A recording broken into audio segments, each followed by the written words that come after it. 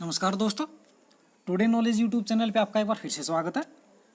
इस वीडियो में आज हम यूजीसी नेट जेआरएफ एग्ज़ाम 2015 की जो शेष बचे हुए क्वेश्चन हैं वो आज हम इस वीडियो में करेंगे।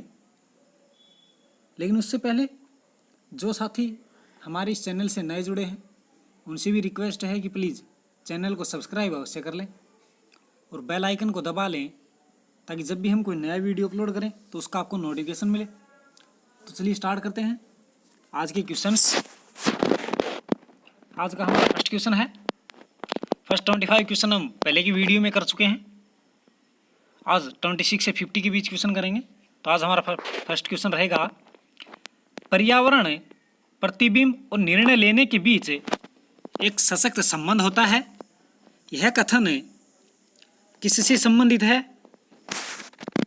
व्यवहारवाद से। गणितीय भूगोल के संस्थापक किन्हें माना जाता है?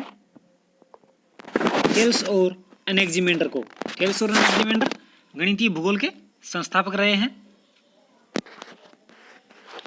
मीटेरियोलॉजी का किताब किसने लिखी थी? अरस्तू ने। बहुत बार पूछते हैं, इंपॉर्टेंट क्वेश्चन है, ध्यान रखना, बार बार एग्जाम में पूछा गया है।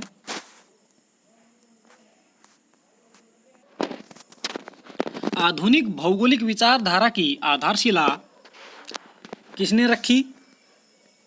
हम्बोल्ट और रिटर ने। ये आधुनिक भौगोलिक विचारधारा के जनक हैं। कौन? हम्बोल्ट और रिटर। निम्नलिखित कथनों को पढ़िए। राइटजेल का 19वीं शताब्दी की उत्तरार्ध में जर्मन भूगोल में आधिपत्य था। ये भी सही है। राइटजेल ने एंथ्रोपोजियोग्राफी शब्द प्रतिपादित किया था। ये भी बिल्कुल सही है। राइटजेल डार्विन के प्रजातियों के विकास के सिद्धांत से अत्यधिक प्रभावित थे। ये भी सही है। तो ये तीनों ही सही हैं। इसका ऑप्शन फर्स्ट जो है ना वो हमारा राइट आंसर हो जाएगा। निम्नलिखित में काल कर्मानुसार यूनानियों का सही क्रम क्या है जिन्होंने प्राचीन काल में भौगोलिक विचारधारा के विकास में अत्यधिक योगदान दिया? तो इनमें सबसे पहले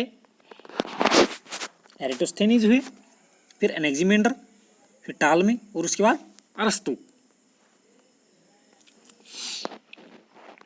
निम्नलिखित में से कौन सी अवधारणा एक बड़े शहर की 75 किलोमीटर की परिधि के अंतर्गत शहरों और कस्बों की अनुपस्थिति को वर्णित करती है? नगरीय छाया।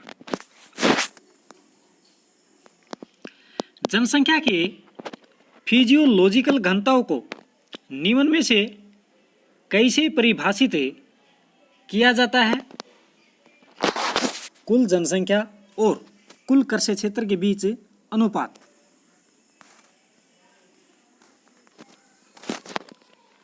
2014 के अनुमान के अनुसार विश्व की कितनी जनसंख्या अफ्रीका में पाई जाती है? लगभग 16% जनसंख्या महाद्वीप में पाई जाती है, अफ्रीका में। ग्रामीण बस्तियों का त्रिकोणीय प्रतिरूप आमतौर पर निम्न में से कहाँ विकसित होता है? दो नदियों के संगम पर। जहाँ दो नदियाँ आपस में मिलती हैं वहाँ कौन सा ग्रामीण प्रतिरूप विकसित होता है? त्रिकोणीय प्रतिरूप।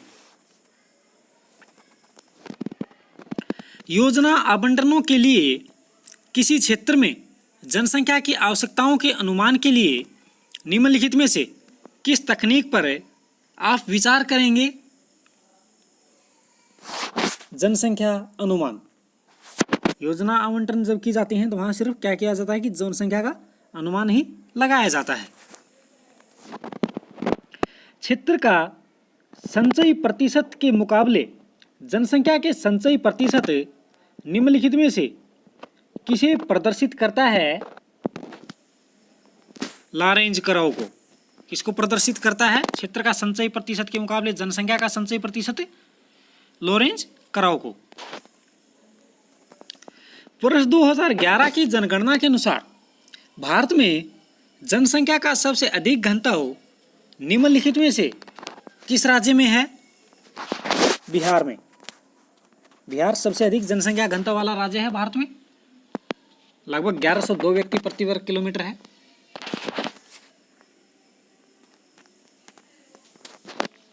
निम्नलिखित सड़क नेटवर्क आरेख पर विचार कीजिए।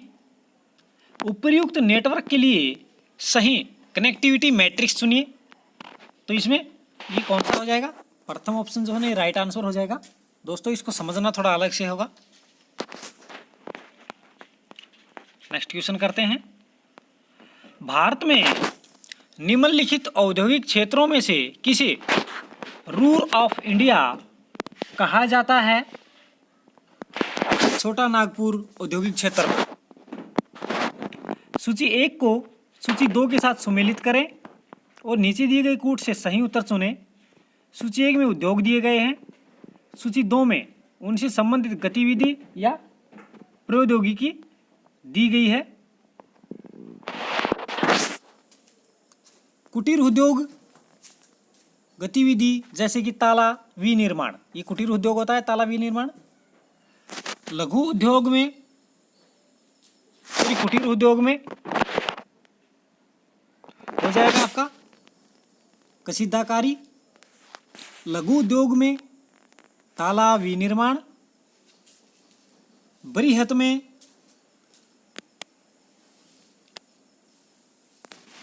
पेट्रोलियम शोधन और फुटल्यूज उद्योग में सूचना प्रौद्योगिकी। किस द्वीप में जापान का चावल का कटोरा स्थित है? होन्शु द्वीप में। होन्शु द्वीप को क्या कहा जाता है? जापान का चावल का कटोरा। निम्नलिखित में से किस लेखक ने नई जानकारी अंगीकृत करने और कार्रवाई करने के समय के बीच के अंतर के आधार पर 5 गुना मार्ग परिवर्तन का सुझाव दिया है, जैसा कि नीचे दिए गए डायग्राम में दर्शाया गया है? तो ये ऐसा सुझाव किसने दिया है? E.M. रोजर ने। सूची 1 को सूची 2 के साथ सम्मिलित करना है। सूची 1 में लेखक दिए गए हैं, सूची 2 में उनसे संबंधित तकनीक दी गई है। P.R. गाउल्ड तकनीक गेम सिद्धांत। E.L. उलमैन ने फ्लो सिद्धांत प्रतिपादित किया।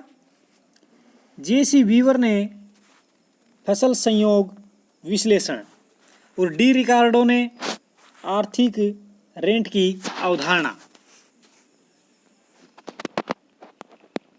निम्नलिखित में से किस लेखक ने the pre industrial city post and present नामक पुस्तक में औद्योगिकरण के व्यापक प्रभाव से पूर्व नगरीय बस्तियों की संरचना की जांच की? जी जोबर्ग ने। सूची 1 को सूची 2 के साथ सम्मिलित करना है। सूची 1 में मानव जातियां और सूची 2 में वो देश जिसमें ये सबसे अधिक संख्या में रहती हैं। मंगोलायड प्रजाति दक्षिण कोरिया में, काकेसाइड प्रजाति जर्मनी में और ऑस्ट्रेलाइड प्रजाति श्रीलंका में, निग्रोइड इथोपिया में।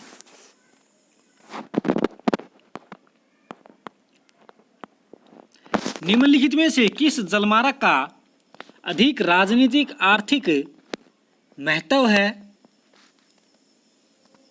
सवेज नहर का। इनमें से सवेज नहर का आर्थिक महत्व बहुत अधिक है।